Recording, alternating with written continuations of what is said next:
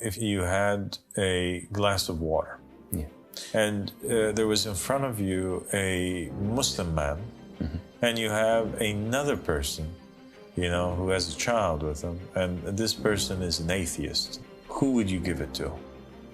The Imam, he said that you give it to the child, you give it to the child, you give it to the child. He reiterated that, and then he said his words, humanity first.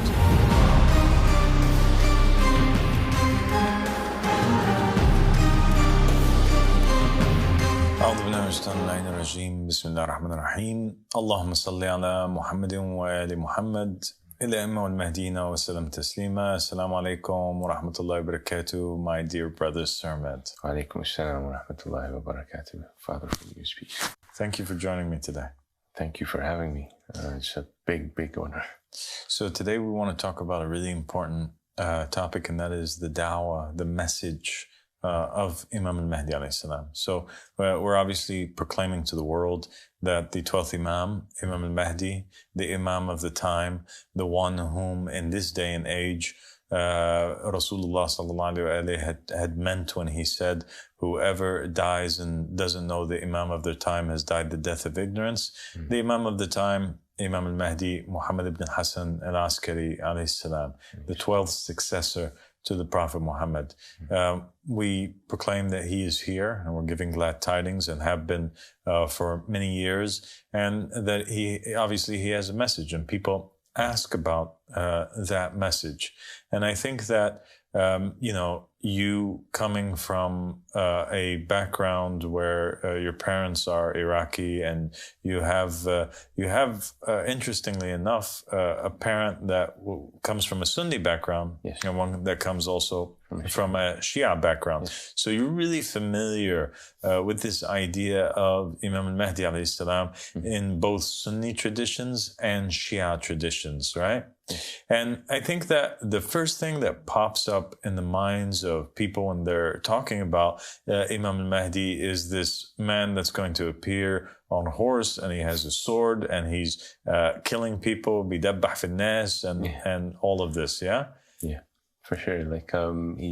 He's apparently to come at a time when the world is in total turmoil and chaos, and he just cleans it through, obviously, via the sword. So the world comes out cleansed, and there's no real understanding of how that happens other than, like you said, this idea or image of him on a horse with a sword and so on. Yeah, it's a bit over-dramatized, I guess. Yeah, it is over-dramatized, and it is, I think, to a very big degree, incorrect. Yeah. When you actually look at the narrations of Muhammad and the family of Muhammad, you'll find that some narrations state that the matter, the state is pushed towards the 12th Imam, like a bride is pushed towards her groom, and that he rises to the seat of power, or the throne of the state, without shedding a single drop of blood. Yeah. Okay? You do have also narrations that speak about nations that make revolutions in order to join the state of Imam al-Mahdi alayhi salam. You also have narrations where entire nations or state, they fall to the army of the Imam, and they pledge allegiance to him, join into his state. His state expands. These neighboring countries will become a part of that, but due to miraculous reasons, right? Not due to the fact that he is spreading the religion in an ISIS-styled way, or by force, much like the Muslim religion began to spread during the time of Abu Bakr, and especially Umar ibn Khattab. You have narrations that mention that there'll be other countries that will see the companions, an army, a battalion of the Imam, all of them are actually walking on water. And then they say to themselves, well, if this is how his companions are, then what is he like? And then the city opens up and falls to the hands of the army of the imam, much like the city of Jericho fell, at the blowing of the horns by the Israelites, in the time of Joshua son of Nun.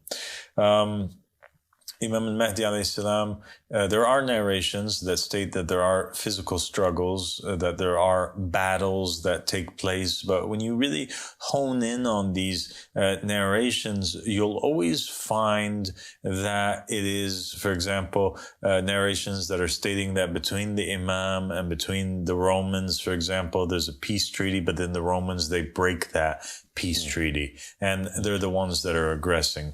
You also find in the narrations that Imam al-Mahdi and his companions, they never have any sort of violent tendencies, or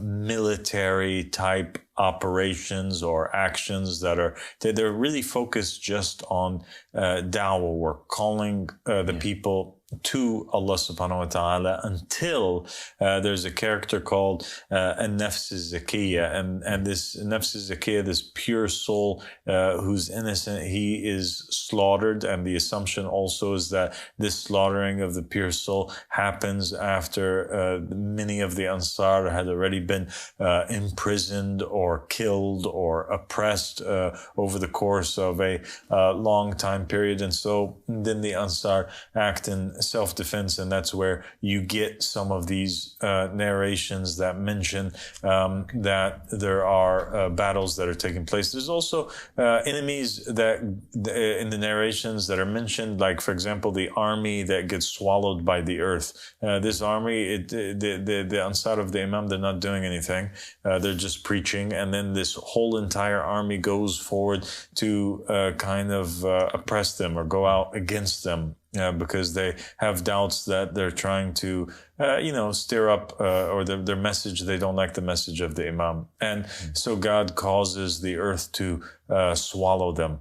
And so these types of miraculous things causes people to enter into the da'wah without there being any sort of bloodshed. And I think that this is important for the people to take note of. There's also narrations of large numbers of Jews and people of other religions that end up falling into the da'wah, pledging allegiance to the Imam, becoming a part of his state, after he pulls forward certain relics and treasures that they recognize as being theirs. For example, like the Ark of the Covenant, or certain old manuscripts, or relics that belong to the prophets and the messengers, like the staff of Moses, the rod of Aaron, or the ring of Solomon, or other relics of this sort. And so the Imam al-Mahdi alayhi salam, his message that we are proclaiming in this time is one of peace. It's a reminder to humanity. One of the interesting things that people should take note of is that when Ahmad al-Hasan alayhi salam was describing this call, the call of the Imam al-Mahdi, he used two words, and those two words to describe the call was humanity first. It is a message of peace. Imam al-Mahdi is not even coming in this day and age in order that he spreads the religion of Islam. This is not his mission, by the way. He is a successor of the Prophet Muhammad.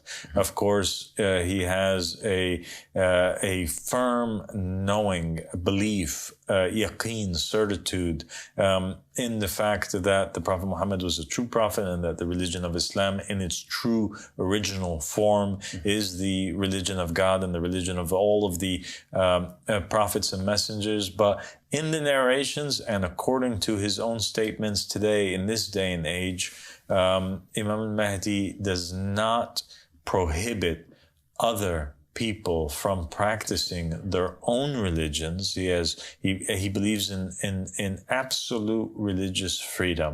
And this is something which is also made very clear in the narrations of Muhammad and the family of Muhammad, because they state that the Qa'im or Imam al-Mahdi alayhi salam, it's whether it's Imam al-Mahdi, whether it's the Qa'im, whether it's the Yamani, or whether it's any of the other Mahdis, they are all together, and they're all they all go under the umbrella of this divine just state, and they are all working by the command of Imam al-Mahdi alayhi salam. And so it doesn't really matter who the character is that's mentioned in the narrations, but because at the end of the day, it goes back to the thought and the message of the 12th Imam, Muhammad ibn Hassan al-Askari alayhi salam, and his command. And the 12th Imam, who is actually the Prophet Muhammad in his reincarnation or in his return,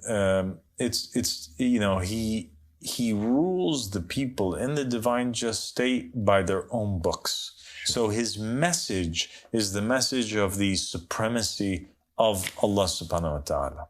All right? And we're going to get into that because that's really important, Sir Mahdi. Yes, of course. But the method by which he rules and implements the rulership of God and the supremacy of Allah subhanahu wa ta'ala, the supremacy of God, is not by the Islamic Sharia, but rather by ruling over each people according to their own beliefs or according to their own books. And that's why you have the narrations mentioning that the Qa'im rules over and judges the Jews by what they have, which is the Torah, and he rules the Christians by the Bible or the Gospels, and he rules the Muslims by the Quran, and he rules every group of people according to their own book and that which they profess in and that which they confess. So Imam al-Mahdi alayhi salam, he doesn't need to spread the religion or the truth by the sword, because the truth should shine bright enough and have enough evidence, to stand on its own feet. Yes, so any message that has to be propagated by the sword, or by violent means, or oppressive means, is definitely not the truth. Okay. That's one of the reasons that also in the jurisprudence, and in the narrations of the Ahlul Bayt alayhim salam, one of the things that the Mahdi does, or the Qa'im does, is abolish the jizya. The jizya was this tax that was imposed on non-Muslims during the time of the Prophet Muhammad sallallahu alaihi wasallam, and in the time period after that. So basically, it was like the Muslims, they established a state, and in order to protect the non-Muslims that are living under them, they had to pay extra taxes. So the Christians and the Jews in that time, the Mandaeans, the followers of the Abrahamic tradition, they had one of two choices: either convert to Islam and then they didn't have to pay these high taxes, or they practice their own faith, remain Jewish, remain Christian, remain Mandaean, but then they're going to have to pay this enormous amount of taxes. And so the Mahdi abolishes that. That's no longer in existence. All people, contribute in the same way to the divine just state, no matter what it is that your religion is. And you can live with other members of your faith. And if you break a law, then you are only judged by the penalties that are mentioned in your book, that you profess, that you proclaim. Yeah. So if you're a Jew and you break the law, it doesn't make sense in the divine just state. It doesn't make sense to Imam al-Mahdi that he would basically impose the Muhammadan penalty upon him. Or if you're a Christian, you wouldn't impose the Jewish penalty on that Christian. No, you would go back to the words of Christ and you would judge the Christian by his own book, and you would judge the Jew by his own book and what it is that he believes in, and every person like that. And as such, the Buddhist, as such, the Hindu, all traditions, all people will have the ability to practice and believe in whatever it is that they want to believe in, because there is no forcing when it comes to religion. Definitely. Yeah. So we talked about the implementation of the jurisprudence and how every people will be judged by their own book. Mm-hmm. This is, in effect, the rule of the supremacy of God. Mm-hmm. Why? Because we believe, and the Imam Mahdi ﷺ proclaims, that the laws that were given to Moses and the book, the Torah, the Hebrew Bible, the laws that were given to Jesus, the Gospels, the laws that were given to Muhammad, the jurisprudence that was given to Muhammad, the Quran, that all of them are legitimate religions, books, and messages, jurisprudence, laws that came from Allah subhanahu wa ta'ala. It wasn't invented by man. Yeah. And for that reason, upholding these laws would be the upholding of the supremacy of God, of the rule of God in the land. And we believe also that most of the religious community, whether they're Jewish, Christian, Muslim, Buddhist, Hindu, all of these people are good people, that they have one desire. That the members of these religions, they have one desire really, and that is at the end of the day to live a good life in the way that God wants them to live, right? Generally, yeah. And we believe that God, had a message that you can see in all of their books and on the tongues of all of their prophets and messengers. Sure. And that message was humanity first, That's the reason why God establishes communication with these prophets and with these people. If you go to the Jewish people, if you go to a synagogue, if you talk to rabbis, and you can even see it in their speeches, what do they say? They say that they believe that they are God's chosen people. But what is the purpose of them being God's chosen people? To be a beacon of light for the rest of the world, right? To establish this kind of justice on the earth and to shine for humanity and to guide humanity and to help humanity. And so the whole purpose of the Israelites, the whole purpose of the Jewish people being God's chosen people is that they were chosen in order to, according to their beliefs, in order that they help the rest of the world, right? Yeah, bring them to God. Bring God's message to them and bring these people to God. You look into the Gospels, what do you find? You find that Jesus Christ is always putting other people first. Mm-hmm. Yeah. That's kind of like the culmination of the message of Jesus, is it not? For sure, yeah, definitely. Yeah. Jesus, says that in one part of the Gospels that the greatest thing that a man can do is to give up his own life, for those whom he loves, right? Yeah. Jesus, in other parts of the Gospel, he basically makes statements that mean that if somebody asks you, for the jacket on your back, that you give them your shirt too, right? Or if somebody slaps you on one cheek, that you give them the other cheek, right? So even if it causes harm to your own self, that a person is supposed to put that other person, ahead of them.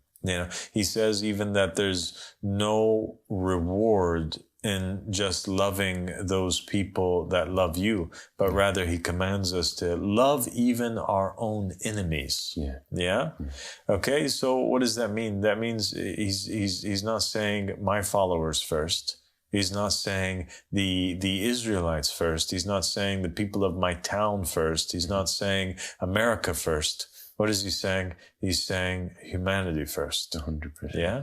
And the Prophet Muhammad sallallahu alaihi wasallam, you look in his message. What was his message all about? It was about saying that the black man is the same as the white man, and the Chinese man is the same as the Arab man, that there's no difference between God's children. Except except in God consciousness, except 100%. In taqwa or being God fearing, being God conscious.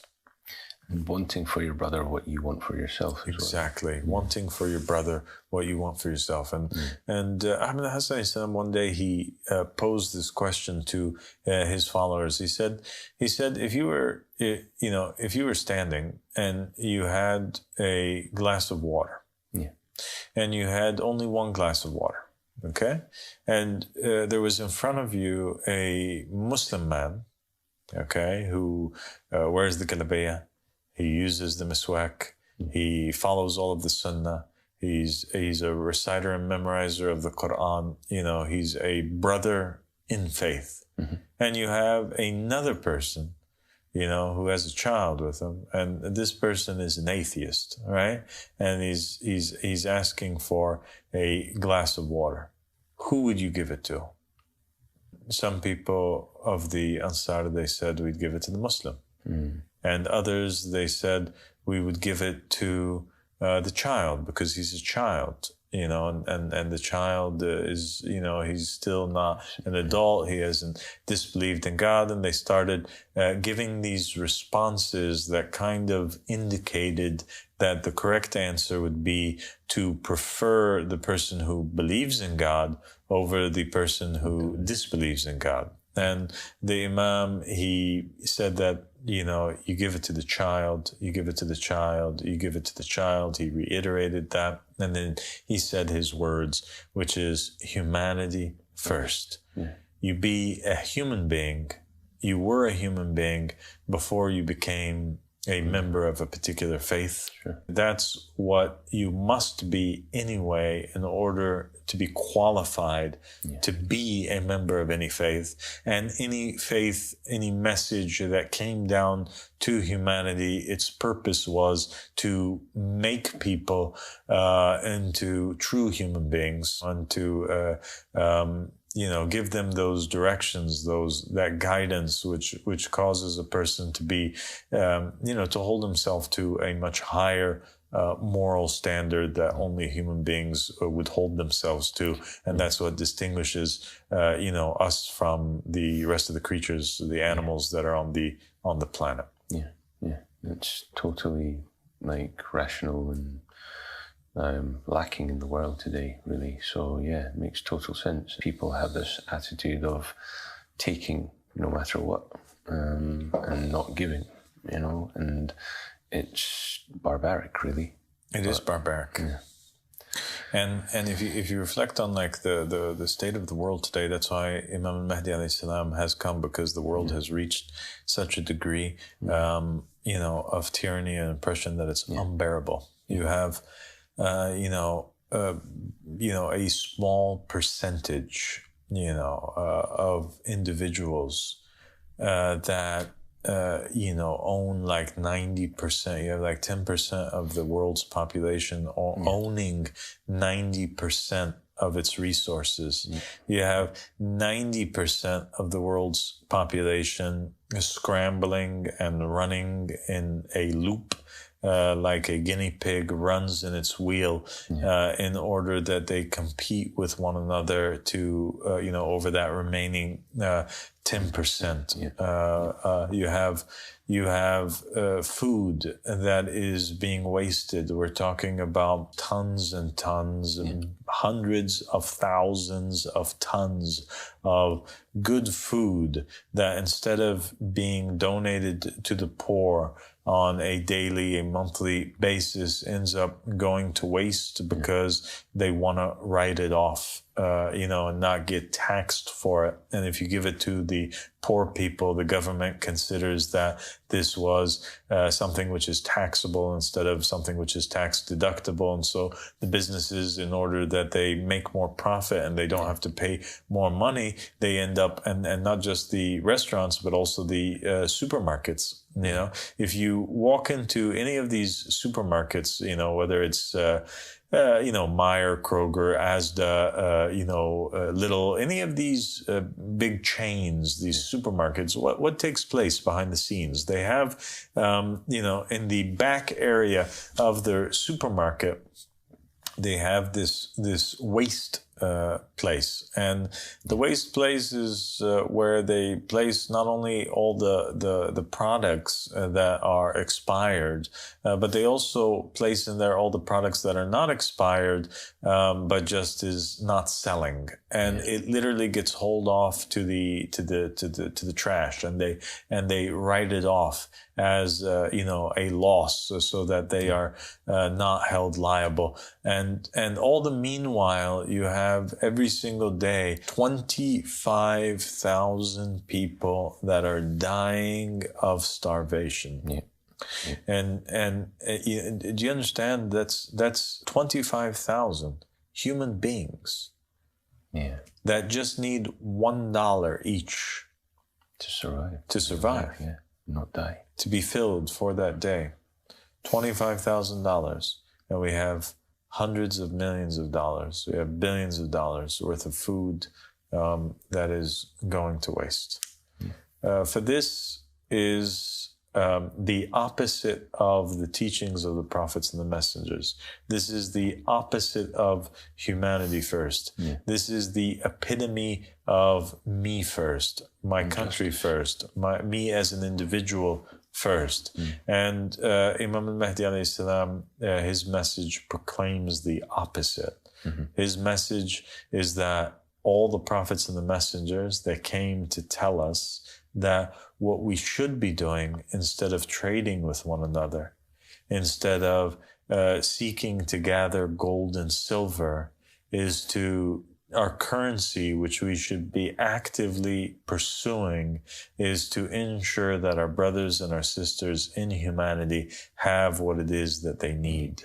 Imam al-Hussein alayhi salam says that, a person, if he's not your brother in faith, then he is still at least your brother in humanity. 100%. Okay? And the Prophet Muhammad sallallahu alaihi wasallam, he said that whenever you see a poor person, a person without, then know that somebody has taken more than his share.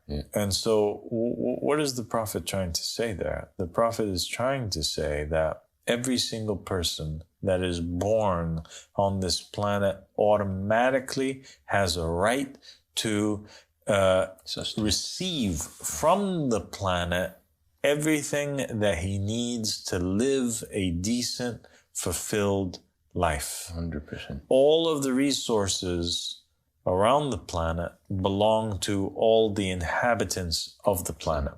Just like God provides, if you look into the Torah, you'll find, and in the Gospels, you'll find that Jesus and the rest of the prophets, they take note of this fact. And they tell their followers, do not worry why worry about tomorrow's sustenance? Do you not see that God does not even forget the ants, and he doesn't even forget the foxes, and he doesn't even forget the birds that are flying in the sky? Each and every one of them, God created them, and he took upon himself the responsibility to ensure that their sustenance is available on the planet. So the same thing for sure goes for human beings, whom are a greater creation than anything else that's creeping or crawling on the face of the planet. And yet you have 25,000 people that are dying. And the Prophet said that the reason why they're dying is because there's other people that stole their resources, and they're dying every single day because of thieves that are existing on the planet.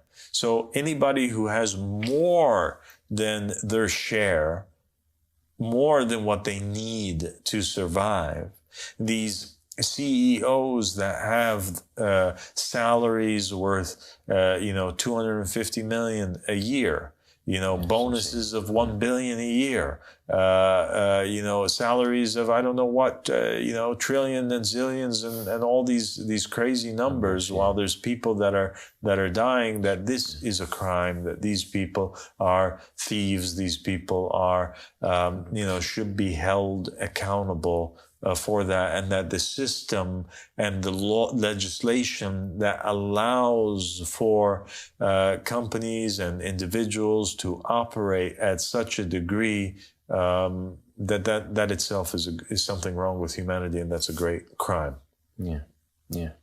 Like I remember while I was growing up, my father used to tell me, if you don't get your degree, if you don't qualify in something, then how will you feed yourself? How will you sustain yourself?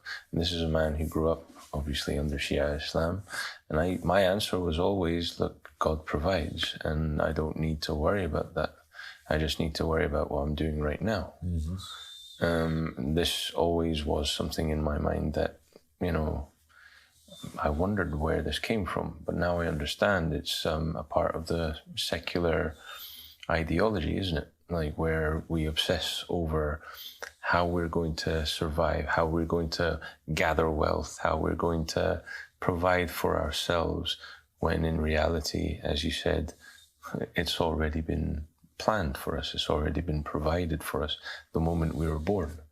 And it's tragic because it's that ideology which drives people to become those CEOs, those sort of wealth gatherers that literally live for one thing, and that is to hoard. And that's what they're doing. They're taking from the people, like you said, who need it. Now, when we look into religion, Sir Matt, and we look at the origin of these systems that are existing today, we'll find that the Jewish narrations and the Muslim narrations and the Christian narrations are extremely clear on how it is that it all started.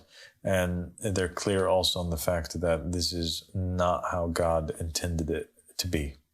The narrations mention that there was a time before man's fall that weapons did not exist.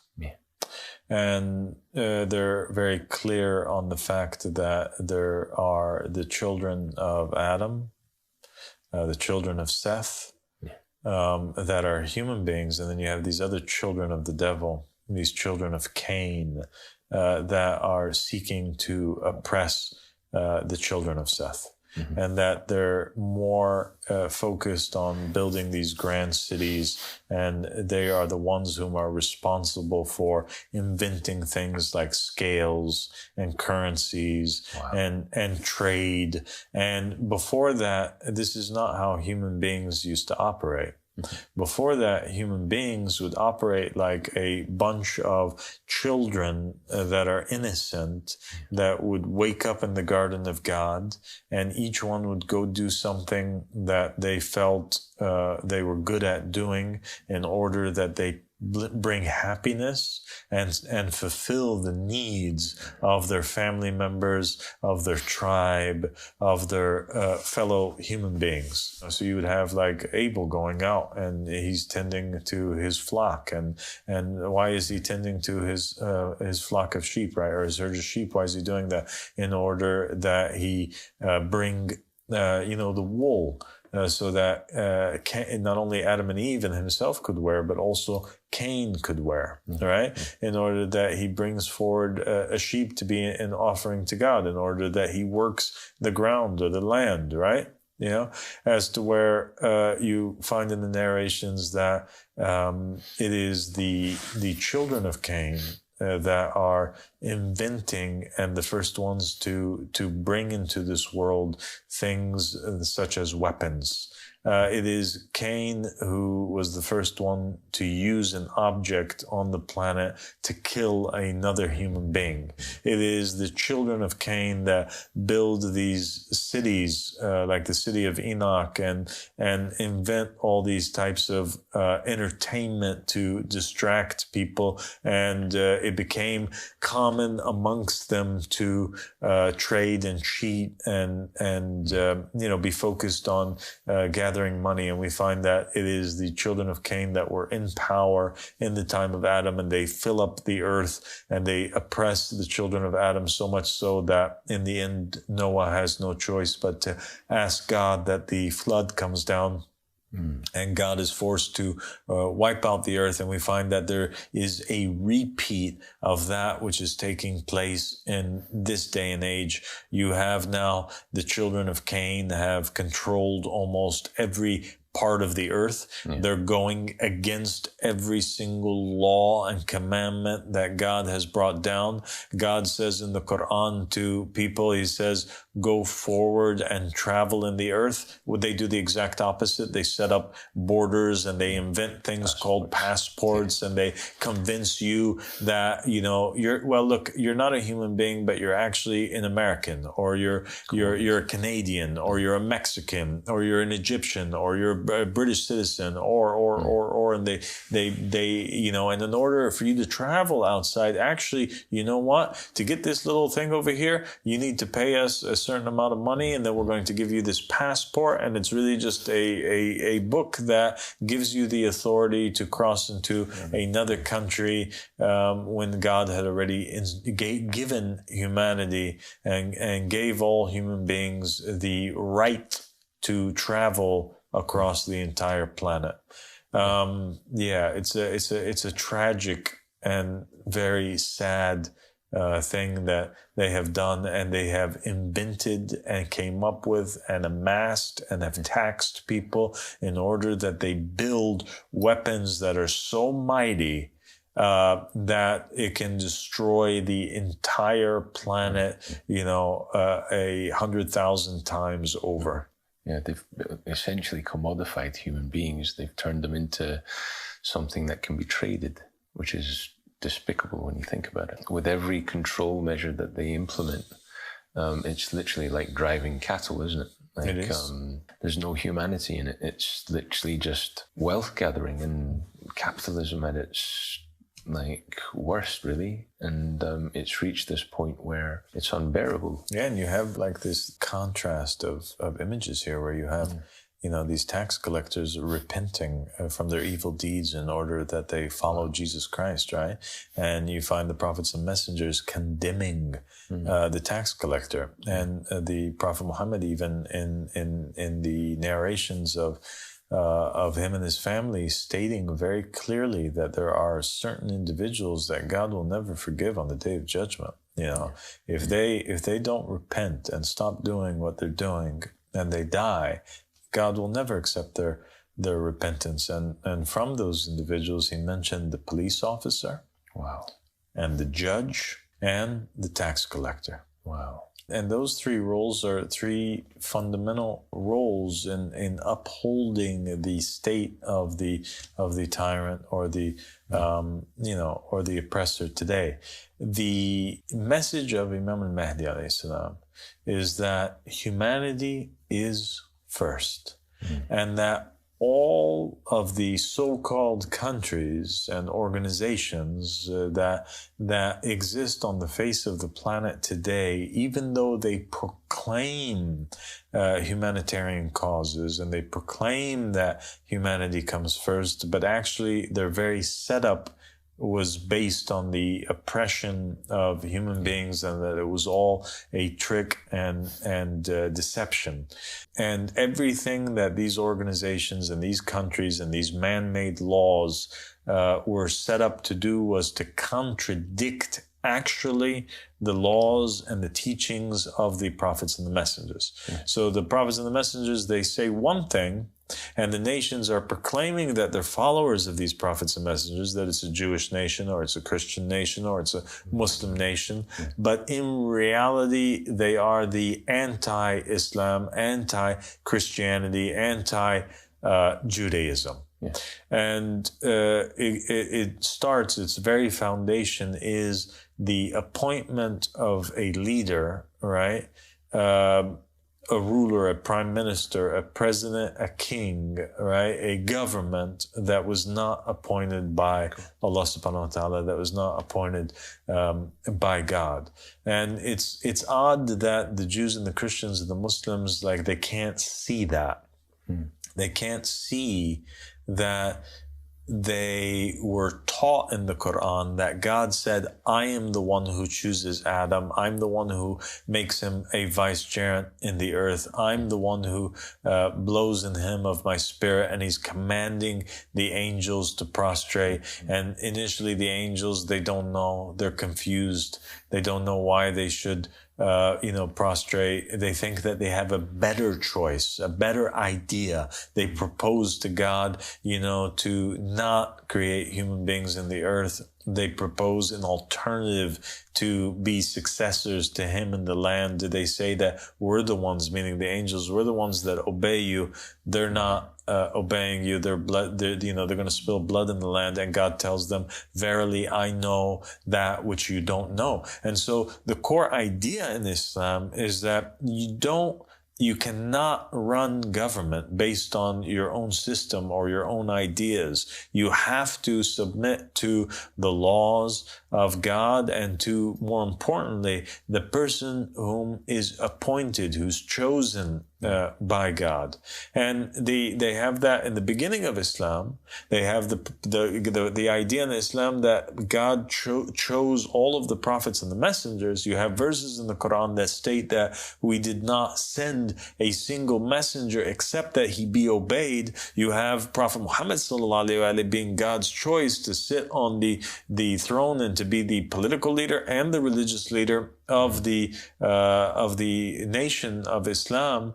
And you also have this narrative that's very clear for Sunnis and Shia that the Muslims are going to go so far away from Islam and they're going to have their own rulers and they're going to go through these periods where they're going to have their own caliphs and then they're going to have their own kings and they're going to have their own sultans, and then people are going to go so far away from Islam that it's going to be unrecognizable and lost, and there's going to be no guidance that's left in the masjids, and that the jurisprudence are going to be traitors, etc., etc.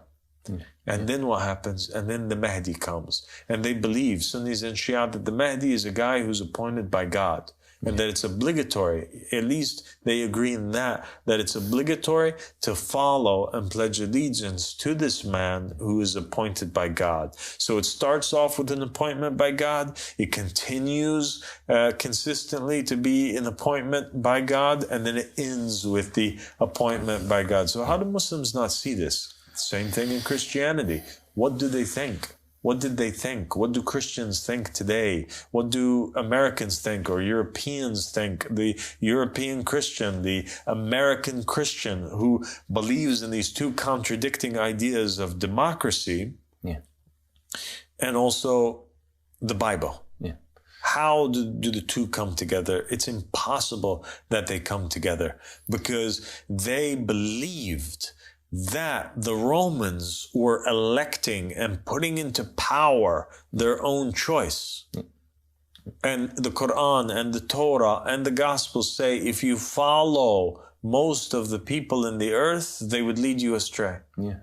Even Europe's most brilliant minds, like Socrates, he thought democracy was a horrible idea, and that it would lead to the destruction of the entire civilization.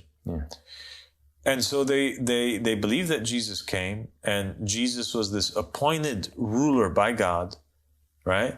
Who came into conflict with the choice of the people, right? And every step of the way, they're choosing Caesar over Jesus. They're choosing the rabbis over Jesus.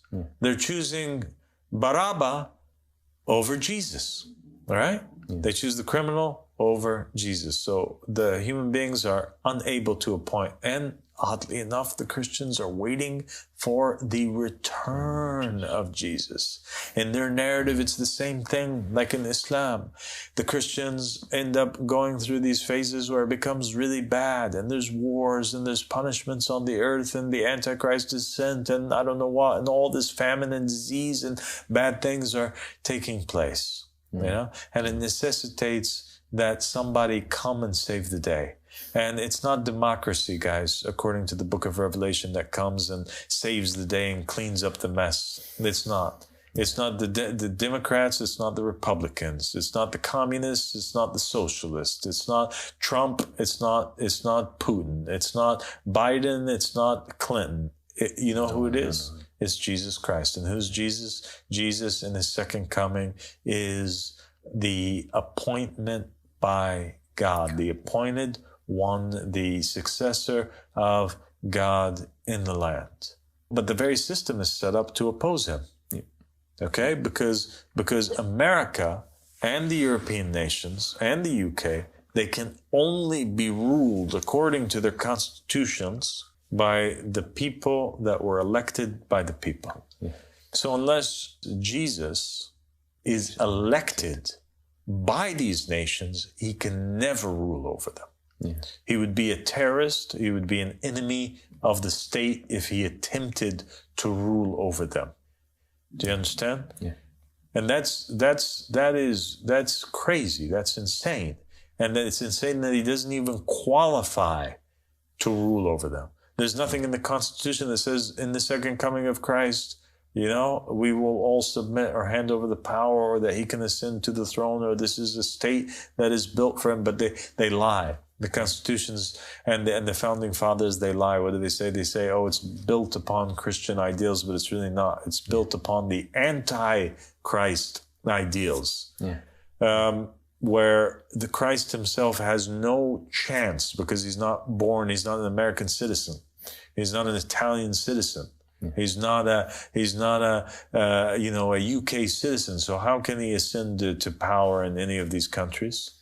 Was he going to descend from the heavens and then live as a refugee for a while and then apply for citizenship after fulfilling his residency requirements, and then he's going to work really hard at a local Tesco or a local Barnes and Noble or whatever it is that he's going to work at until he saves enough money and convinces enough people to fund his campaign, and then he's going to go out there and kind of run against somebody else in a message. How is that possible? That's not possible. Yeah, of course. Yeah, it's like the whole system is designed, like you said, to keep him out. And that's what Imam Mahdi al-Islam is trying to wake people up to and free us from. Yeah. And he's saying that it's haram to work in any position of power, or in any way, shape, or form to work in a system that supports, any of these tyrants that are ruling over mankind today. If you are playing a part in that system, you need to remove yourself out of it and declare yourself innocent from it, because you are helping the oppression of humanity and helping a system stand strong that opposes the laws of God and tells people to do the exact opposite. God says in the Quran, he says, we've made you into nations and tribes in order that you may know one another, right? Yeah. Know one another. According to the narrations of Muhammad and the family, Muhammad means to multiply with one another. Wow. Right? So imagine that God is commanding us to be fruitful and multiply, for the different nations, that they come together and they become one family. Yeah. And you got these people over here putting up borders, and they're saying that we need to worry about our own kind and our own selves, and to not integrate with other nations, and preventing people from traveling on God's green earth. Isn't that crazy? That's disgusting. Yeah. Like, you have the prophets and the messengers stating that people should only take what they need from God's green earth. Mm-hmm. Anything more than what you need doesn't belong to you. It belongs to other people. And you have the laws preventing, the tax laws, as we previously discussed, and everything else preventing, making it impossible that companies and individuals even donate to the poor without facing consequences, of unnecessary taxation and all this stuff. So the laws itself are always set up to break the laws of God. God's telling us in these books, he's the one who appoints the leader, right? Mm-hmm. And he gets offended, like in the story of Samuel and the appointment of Saul, when the Israelites want that God, appoint for them a king, just like the rest of the nations. He doesn't like that. He doesn't want a government like the rest of the nations. And you have over here, people are working night and day, in order to, and they're dying for protecting a system that's going against that, that's prohibiting the appointed one by God from ruling, and, going with the, basically propagating the idea that the people should choose for themselves, who it is that they want to rule over them. And the choice of the people always ends up being extremely bad. Just like God warned the Israelites, he said, if you guys choose for, if you guys do this, the king's going to come. He's going to tax you guys. He's going to use your daughters. He's going to use your sons. He's going to make them go out into wars. He's going to cause chaos, cause havoc. And we are doing the exact same thing that God warned us not to do. Instead of just coming together, instead of having the people that are passionate, and good at hunting, for example, that they go and they move forward in the land and they hunt animals and they bring forward the meat and they give the meat to the hungry, and that you have other people that are passionate about making clothing, and they can sit there and they can make clothing all day, and they give the clothing for free to the hunters, and the hunters gives them meat for free, and both of them clothe and feed the sick and the poor. All right. Yeah. You have a system that's built upon money and chasing money and gathering money, and idol worship and the rejection of the Caliph of God. We'll leave it there, and we will, inshallah, come back together on a future episode. But that is, the first part of the message of the Mahdi, of Imam al-Mahdi, and what it is that we're propagating, that humanity comes first, and that the systems that are in place and the people that were put into power are traitors that are not working for the benefit of mankind, and each and every one of them is preaching the same message that Cain did. Each and every one of them are, focusing on amassing weapons and doing the opposite of what God intended for us to be like. All the while they are proclaiming to be acting and speaking in the name of these religions, when they are the enemies of these religions, and that God had a different plan for us, and that plan is a world where mankind can come together for the betterment of each other, and to help each other. Regardless of their race, regardless of their religion, regardless of their nationality, and that all borders should be broken down, all differences should be put aside, all people should be free to practice or believe whatever it is that they believe in, and that all of these people, anybody who's born on the planet, should have the fundamental right to live until their death on the planet, having received anything that they need to survive and to live a decent life as a son of Adam. Christians, Jews, Muslims, all of them believe that God gave the planet itself to Adam. He made Adam in charge of it, the custodian of it, that God made all of these animals and plants for him and at his service. And so therefore the whole planet and everything that's on it was a gift that God gave to Adam, right? Yeah. And it was put into place for the sake of Adam. Yeah. And we are the successors of Adam. Jews, Christians, and Muslims believe that we are the children of Adam.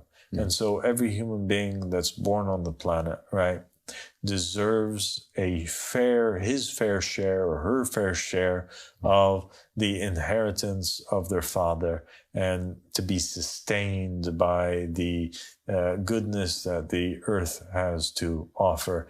And anybody who seeks to kill another human being, or to propagate wars, is nothing more than a son of the devil and a son of Cain, who is seeking to do the exact same thing that their forefather did. And Jesus pointed this out very beautifully in the Gospels, where he's asking the Pharisees, why do you guys want to kill me? You don't listen to me, and you want to kill me because you want to do the same like your father before you, Satan, Cain, and yeah. So we have the enemies of God in power, and if humanity just came together, they would be able to collapse the system by abstaining from participation in it, and then if we just turn to God's choice, his appointment, if we just accepted at least to come together on the basis of, abiding by the principle of humanity first and helping one another, the world would be a better place. Yeah, if the world was focused on loving humanity rather than loving wealth, a lot of problems would be solved like that. Like that. Yeah. Well, God bless you, Sir Med, and thank you for joining me. Thank you for having me. Thank you for allowing me to be a part of this. Inshallah, many more episodes to come. Inshallah.